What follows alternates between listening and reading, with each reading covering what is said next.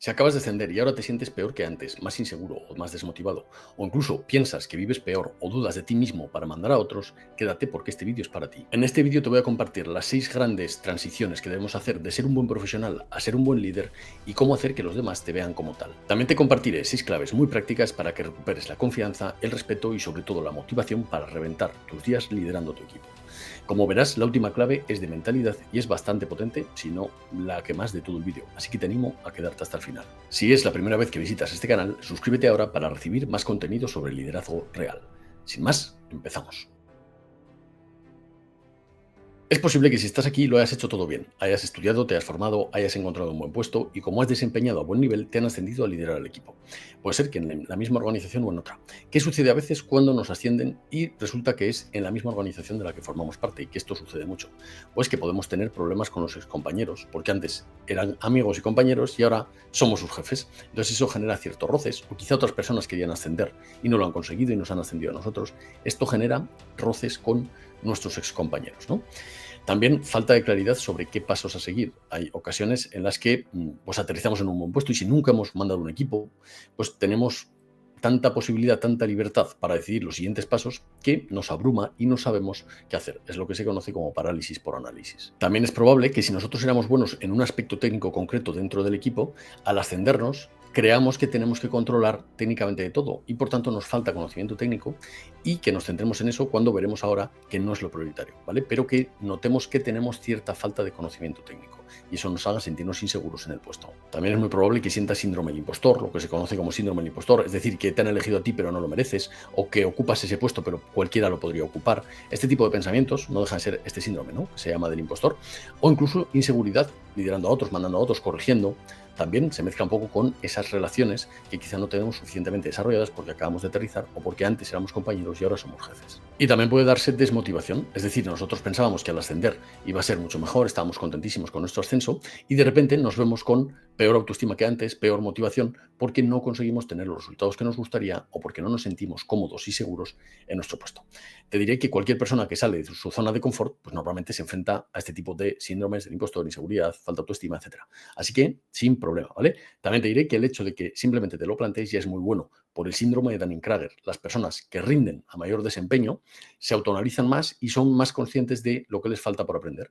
Y las personas más ignorantes, digamos, suelen pensar que lo hacen todo bien y que no tienen nada que corregir, ¿vale? Así que estadísticamente, si eres de las personas que te estás planteando esto, ya estás en el grupo de los buenos, ¿vale?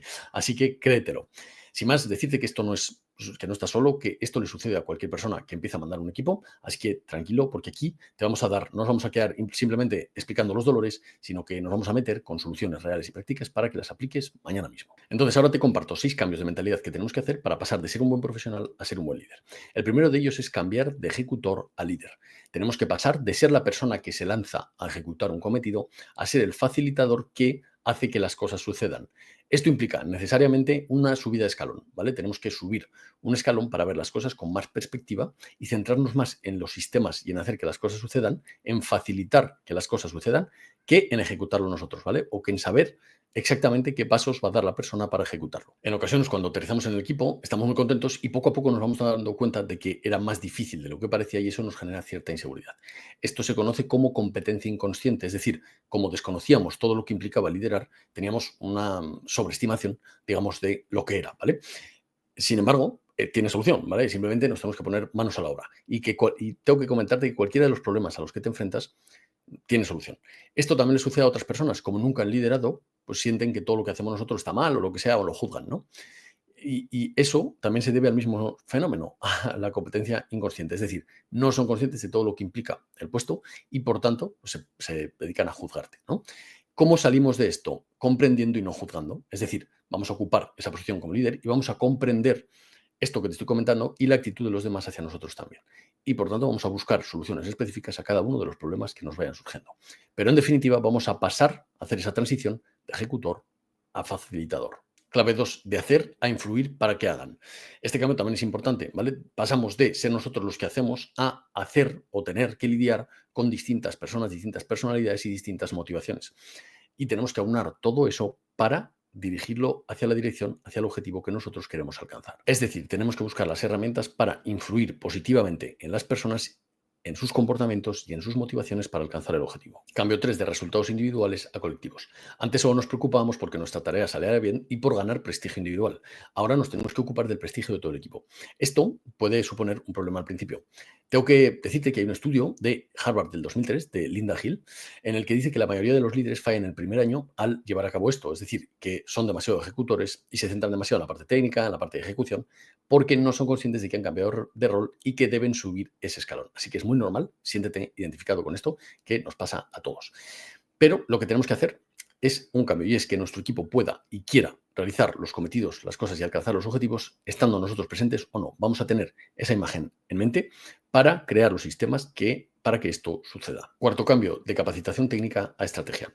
Estamos muy acostumbrados a ser buenos técnicamente en lo nuestro y nos olvidamos de que el jefe tiene que estar más centrado en la estrategia que en la parte técnica o en el cómo se va a ejecutar cada uno de los pasos. Por eso, este cambio también es muy importante. Y esto que te estoy contando le sucedió a la CEO de Microsoft, nada más y nada menos. Cuando cogió este rol en 2014, ella misma dijo que su mayor transformación no había sido técnica, sino centrarse o aprender que tenía que centrarse en las personas, la cultura y el liderazgo. En sus propias palabras, el trabajo del líder no es ser el más listo de la sala, sino sacar lo mejor de los demás. Es decir, vamos a cambiar de ser buenos técnicamente en algo a ser buenos estratégicamente haciendo que los sistemas y engranajes de nuestro equipo funcionen. Quinto cambio, de evitación de conflictos a gestión de conflictos. Es muy normal que cuando somos trabajadores individuales simplemente seamos capaces, o incluso con compañeros cuando somos jefes, seamos capaces de aliviar la tensión en situaciones difíciles, en conversaciones difíciles o con personas difíciles o en situaciones, discusiones en las que hay cierta tensión, tengamos herramientas suficientes o hayamos desarrollado herramientas para salir de ese tipo de situaciones. Aliviar simplemente la tensión de la situación soltando una broma, diciendo que, bueno, que eso no va contigo, o cuando te cuentan un problema o te critican a alguien, es más sencillo, digamos, lidiar con que no estés de acuerdo con eso. ¿Qué sucede cuando somos los jefes? Que pasamos de ser los que alivian la tensión del conflicto a gestionar realmente esos conflictos dentro del equipo y a tener que tomar herramientas, decisiones, acciones para resolver eso en el equipo. Es un cambio importante que debemos enfrentar, ya que, como siempre digo, lo que evitas se multiplica o se repetirá en el futuro.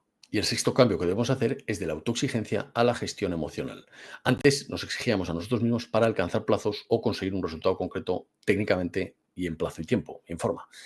Ahora mismo tenemos que centrarnos en gestionar a las personas, su motivación, su personalidad, sus problemas para que juntos alcancen el objetivo. Es decir, tenemos que exigir a otros y también gestionar y equilibrar esa exigencia con un cierto equilibrio emocional de hacerlo positivamente y no negativamente. Y ahora sí, nos metemos con 6 claves concretas para que puedas solucionar todos estos problemas y aplicar desde ya. Y antes de continuar con el vídeo, quiero recordarte que vayas a jsolerm.es y te suscribas a mi lista de correo.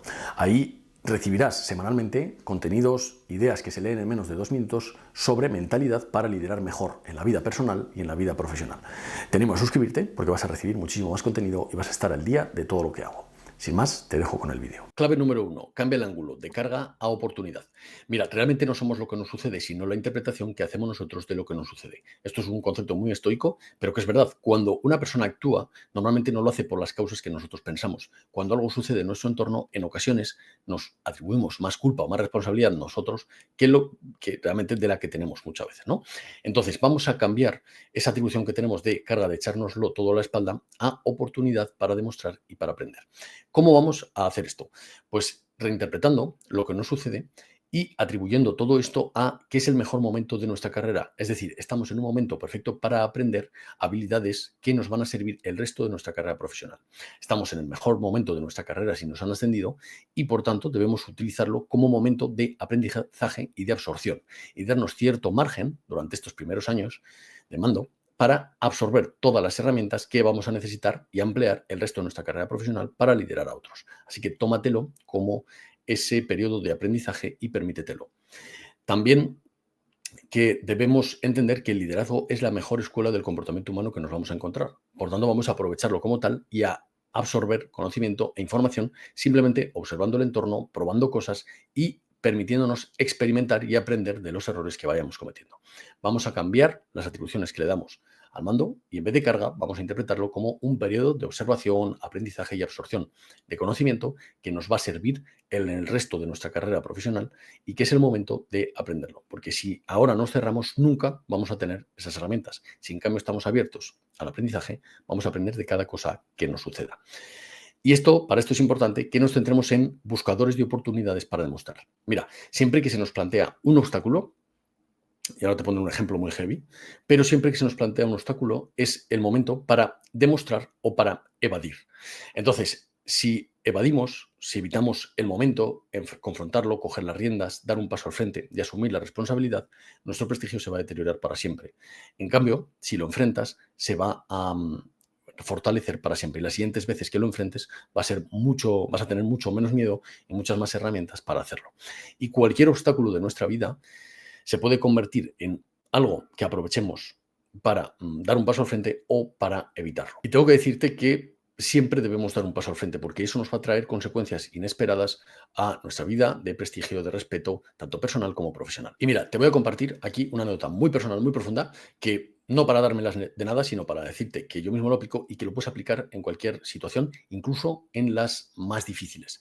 Mira, cuando falleció mi padre, mis hermanos, mi madre y yo considerábamos que debíamos hacer algo para, bueno, pues honrar un poco la memoria de mi padre. Y decidimos crear un texto entre todos y que alguien saliera a leerlo. Y yo me presenté un poco voluntario, ¿no?, para salir ahí a leerlo. ¿Era porque me apetecía? ¿Era en una búsqueda de atención de los demás? Obviamente no. Ese día las emociones están totalmente en contra. No me apetecía en absoluto salir ahí delante de las personas a leer, pero consideraba que mi padre lo merecía y que era una buena oportunidad para honrarle en ese sentido. ¿Te cuento esto para dármelas de algo? No, te cuento esto para que veas que cualquier situación es interpretable y que es nuestra atribución la que le da la interpretación. Entonces, si lo interpretamos como una oportunidad para demostrar, para honrar, en vez de una oportunidad para esconderse o para, bueno, es un día que todo el mundo entendería que nos sentáramos en el banco y no saliéramos, pues, bueno, pues como comprenderás, los resultados de percepción de los demás van a ser muy diferentes si te atreves a salir ahí y a leer, que incluso me emocionas leyendo y no pasa nada, que si te quedas sentado en el banco y no pasa absolutamente nada, ¿no? Como ves, cualquier tipo de acción, cualquier tipo de situación se puede interpretar para bien o para mal. Así que te animo a ser ese buscador de oportunidades para demostrar en el día a día. Clave número 2, salir del sesgo de competencia técnica. Por ser buenos en un área en concreto, no tenemos por qué serlo cuando ascendamos liderando a otros. Vamos a salir de esa percepción de que tenemos que interpretar que por haber sido buenos profesionales, ahora tenemos que ser buenísimos liderando a otros. No es así, nadie lo piensa y eso es un sesgo que todos tenemos, ¿vale? Así que vamos a salir, tanto si lo pensamos para bien como para mal. No tenemos por qué ser buenos liderando a otros porque hayamos sido buenos profesionales, pero vamos a poner herramientas para solucionarlo. ¿Por qué se produce este sesgo de competencia técnica? Pues básicamente es una suposición errónea. Suponemos que por ser buenos en un área tenemos que ser buenos cuando nos asciendan a liderar un equipo en ese área. También una autoexigencia mal orientada, porque no nos estamos orientando a convertirnos en esa persona que sea capaz de hacerlo, sino a echarnos, digamos, o flagelarnos por no ser todavía esa versión de nosotros mismos. Y además una autoexigencia orientada a lo técnico, cuando no es lo más importante, porque ahora lo más importante es la gestión. Y también una pequeña distorsión cognitiva, porque pensamos que perdemos valor como jefes por no ser los mejores técnicamente en todo, ¿no? Entonces, bueno, pues estas son las causas que provocan esta distorsión cognitiva. ¿Qué es lo que provoca también esto? Estas son las causas, vamos a por las consecuencias. Que hagamos micromanagement, que nos centremos excesivamente en tareas tácticas que no nos corresponden como jefes, que seamos demasiado controladores y, por tanto, el equipo se frustre. Y esto lleva también a un hartazo del equipo y a un mal ambiente en general, porque nos metemos demasiado, nos centramos excesivamente en lo técnico, pero no atendemos las cosas verdaderamente importantes. Es decir, atendemos cosas que no son importantes y olvidamos las que sí que lo son como jefes. Y, por tanto, también perdemos prestigio y autoridad con el equipo. Esto provoca que nos provoque dolor en vez de placer y también se lo provocamos a los demás. Es decir, hacemos que los demás cada vez que se acercan sientan dolor porque no estamos atendiendo las cosas importantes y sí estamos atendiendo cosas que no son importantes y supervisando y sobrecontrolando a las personas. Entonces les provocamos dolor a los demás, eso provoca unas consecuencias que nosotros vemos que el equipo no funciona, está frustrado, desmotivado, que no nos respeta, que no tenemos autoridad y eso nos provoca también dolor a nosotros, ¿vale? Entonces es un ciclo del que no salimos. ¿Cómo salimos de esto? Saliendo de ese sesgo de competencia técnica. No tienes que ser bueno técnicamente, tienes que convertirte en un buen gestor a partir de ahora y centrarte en esas tareas. Tercera clave, objetivos resultados, no caer bien ni ser aceptado. En ocasiones, cuando aterrizamos de nuevas como jefes, queremos ser aceptados por el equipo y, por tanto, hacemos actuaciones que buscan la aprobación de los demás. Esto impide que ganemos autoridad y, además, el equipo no funciona. En vez de esto, te invito a cambiar las tornas. Vamos a centrarnos en que el equipo funcione y después en establecer relaciones de calidad. Además, cuando lo hagamos, lo haremos desde una posición de control, de confianza, porque hemos conseguido que el equipo funcione y, por tanto, cuando estrecemos relaciones con los demás van a estar dispuestos a estrecharlas, van a querer acercarse a nosotros, vamos a tener más confianza, más autoridad, más respeto, etcétera, y se retroalimentará todo este ciclo. Entonces, ¿qué es importante? Que sí que hagamos ver a las personas que no hemos cambiado, que somos las mismas personas, pero que ahora mismo tenemos otras responsabilidades que tenemos que hacer cumplir y que las vamos a hacer cumplir por convencimiento propio, éticamente, con valores, pero siempre haciendo cumplir las atribuciones nuevas, las nuevas responsabilidades que tenemos que hacer cumplir. Y que lo vamos a hacer siempre por la gente, o sea, preocupándonos mucho por la gente y porque todo el mundo esté bien, y haciéndolas bien y éticamente. Pero que lo vamos a hacer cumplir y hacernos respetar, ¿vale? Y que vamos a hacer el cometido que tenemos que hacer, que es hacer funcionar el equipo.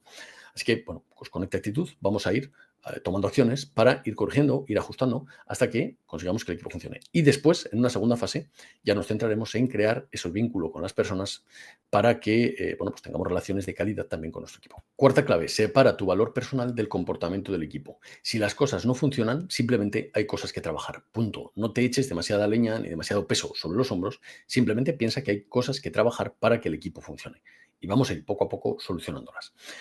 También vamos a analizar al detalle, vamos a salir de esa emocionalidad, de esa parálisis por análisis, de no saber por dónde empezar, a analizar claramente dónde están los problemas. ¿Quién los está causando? ¿Somos nosotros realmente o es una persona externa? Si nos autoanalizamos y vemos que nosotros tenemos cierta parte de responsabilidad, vamos a empezar a trabajar en nosotros, a buscar un mentor, a leer libros, a formarnos para tomar solución y acción en ese sentido. Pero si vemos que realmente nosotros estamos intentando hacerlo todo bien y que son los demás los que no nos están dando nuestros tiempos, los que no nos respetan ni nos ayudan, los que se han tomado a mal nuestro ascenso y, por tanto, en vez de ayudarnos, que es lo que haría un buen compañero, y alegrarse por nosotros, aunque tengan cierta frustración por no haber ascendido ellos, se deberían alegrar por nosotros e intentar ayudarnos en lo profesional. Entonces, si esto sucede, no somos nosotros los que tenemos la responsabilidad de que las cosas sucedan. Así que vamos a centrarnos todavía más en hacer que el equipo funcione y no tanto en la reacción y respuesta de los demás, porque la gestión emocional de los demás es su responsabilidad, no la nuestra. Podemos intervenir, podemos influir, pero la responsabilidad de la gestión emocional es de los demás. Así que separa tu actuación de su gestión y su respuesta emocional. Y también vamos a crear ese marco de actuación y si algo nos parece mal, lo vamos a decir, ¿vale? Es así de simple. Nosotros tenemos que crear la cultura del equipo. Y esto se crea por repetición cuando algo nos parece mal, diciéndolo. Cuando algo sale de nuestros valores, diciéndolo. Y si una persona se está comportando como un niño, porque nos han ascendido a nosotros y no a ellos, pues bueno, los jefes sus razones tendrán, ¿vale? Y ya te digo que seguramente si te han elegido es porque no solo eres bueno técnicamente, sino que además tienes herramientas y habilidades sociales, que es lo que necesitaban. Y quizá la otra persona sea mucho mejor técnicamente que tú, pero no eres tú y no tiene tus habilidades sociales que son totalmente necesarias para gestionar un equipo. Así que si te han ascendido, créetelo porque te lo mereces. Y a no ser que te hayan colocado. Y si te han colocado, pues gánate el puesto, ¿vale? Que si te lo han dado, pues te lo ganas. Y, y ya está. Y luego, una cosa muy importante, no seamos unos indignados y unos quisquillosos, ¿vale? A nadie le gustan este tipo de personas. No podemos indignarnos porque los demás respondan de A o B, simplemente lo vamos a observar, lo vamos a comprender y vamos a modificar o a ajustar su comportamiento de nuestro para redirigirlo hacia lo que queremos, pero siempre desde esa posición de comprensión y no de juicio. Y luego tampoco seamos excesivamente quisquillosos. Si nosotros estamos nuevos en el puesto, pues tampoco te centres en cosas que no tienen importancia, céntrate en lo importante, en lo estratégico, en lo importante para que el equipo avance, pero no en el micromanagement, en cosas que no tienen importancia, ¿vale? No seamos quisquillosos tampoco con el comportamiento de los demás. Es cosa suya si se comportan de una forma con la que no estamos de acuerdo. Quinta clave y vamos terminando. Deja el conocimiento técnico para una segunda o tercera fase y céntrate en convertirte en ese nexo para que las cosas sucedan. Muchas veces cuando aterrizamos en el puesto queremos ponernos al día en lo técnico y quizá no es el momento, ¿vale? Hace poco he tenido una clienta que le sucedía esto, ¿no? Que quería ponerse muy rápido a la vez que hacía funcionar el equipo en el conocimiento técnico que necesitaba de todas las áreas de su equipo. Esto es muy normal, que queramos estar al punto, pero te animo a hacerlo en una fase posterior. Dedica los primeros 6 meses, el primer año, a hacer que el equipo funcione y a ocuparte de crear esos sistemas y después ya te irás metiendo en cada uno de los núcleos y aprendiendo técnicamente de cada uno de ellos para ya optimizar el funcionamiento del equipo. Pero en un primer momento vamos a lo estratégico, a lo que nos hace falta, que es gestionar y hacer funcionar al equipo. Sexta clave, y probablemente la más potente de todo el vídeo, es: sé un líder tribal, filtra, exige y protege. Mira, cuando ocupamos un puesto, muchas veces no nos atrevemos ni a ser excesivamente duros con nuestros jefes o con otros órganos de los que dependemos y que nos dan cometidos, ni a proteger a nuestro equipo de tareas que no le corresponden porque acabamos de aterrizar, no conocemos a los jefes, no tenemos vínculo personal ni con los jefes ni con el equipo. Entonces, ¿qué necesitamos para ganarnos el respeto de las personas? Proteger a ese equipo como si fuera nuestra segunda familia, nuestra tribu, ¿vale? Porque es que realmente lo son. Entonces, yo te doy aquí un consejo muy sencillo que hace que las personas te perciban como ese líder tribal que los va a proteger pase lo que pase. Y eso instintivamente, aunque no quieran, van a hacer que te respeten más, ¿vale? Quizá tengas algún díscolo, alguien que incluso si no quiere respetarte, bueno, pues ya veremos, eso se gestiona de otra forma, ¿no? Pero déjame en comentarios, por cierto, si quieres que trate este tema de gestionar a una persona difícil en un próximo vídeo, ¿vale?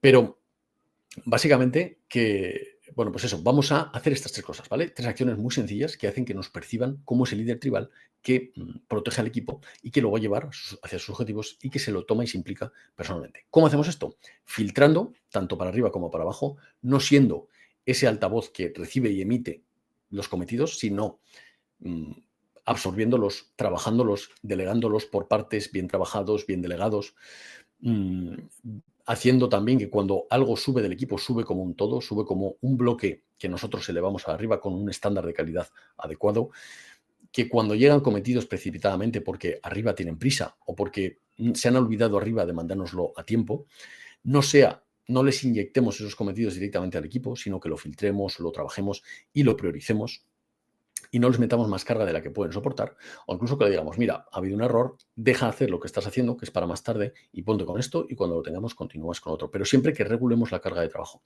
También que exijamos, vamos a proteger hacia afuera, pero a exigir dentro. Y siempre las correcciones las vamos a hacer en privado y no en público, a no ser que alguien nos ataque en público. Esa será la única excepción que haremos de corregir en público. Y protege al equipo, tanto de cometidos que no les correspondan, como de agresiones, de malas lenguas, de gente que venga a rajarnos de que alguien de nuestro equipo ha hecho algo. Lo que le vamos a decir a esa persona es: bueno, cuéntame tu versión, pero después miré a escuchar al equipo a ver qué es lo que ha pasado, porque lo que me dices seguro que está sesgado, ¿vale? Y aunque no se lo digas, lo piensas.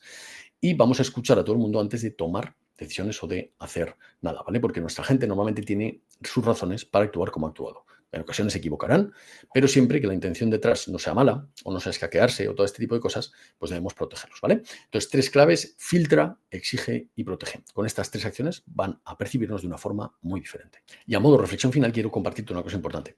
El mejor jefe no es el que siempre toma decisiones perfectas y el que lo hace todo bien, sabe de todo y lo hace todo perfecto, sino el que más rápidamente se expone al error y está dispuesto de volver a la pelea.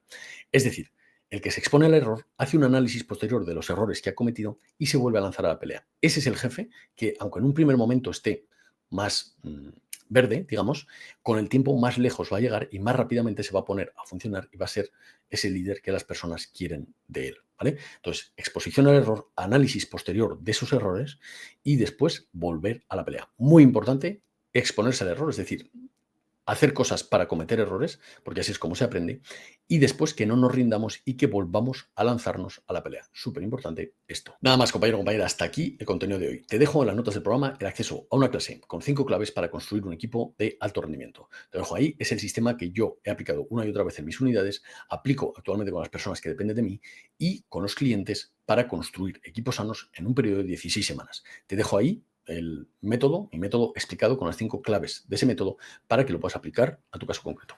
Al suscribirte también entrarás en mi newsletter y recibirás 3 ángulos semanales que se leen en menos de un minuto para liderar mejor. Te dejo el acceso por si te interesa. Te dejo también por aquí un vídeo para que mejores tu delegación dentro de tu equipo y ganes tiempo, calidad de vida. Sin más, nos vemos en el siguiente y hasta pronto.